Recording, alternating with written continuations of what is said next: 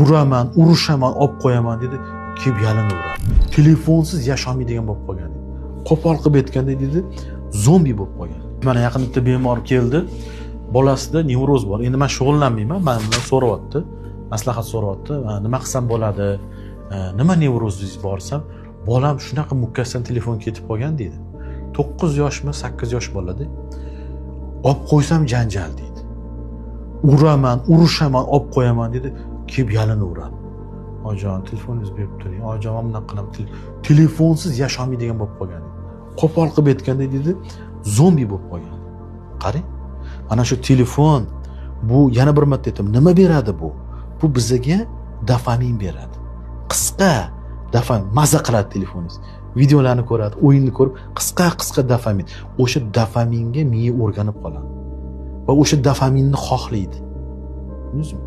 Mana eng yomon narsalardan bittasi. Bolalarda telefonga qaramlik paydo bo'ladi. Olib qo'ysangiz, nerv qilib, baqirib, to'polon qiladi. Agar shunda ham qarshilik qilib tursangiz, yoningizga kelib yalinaveradi.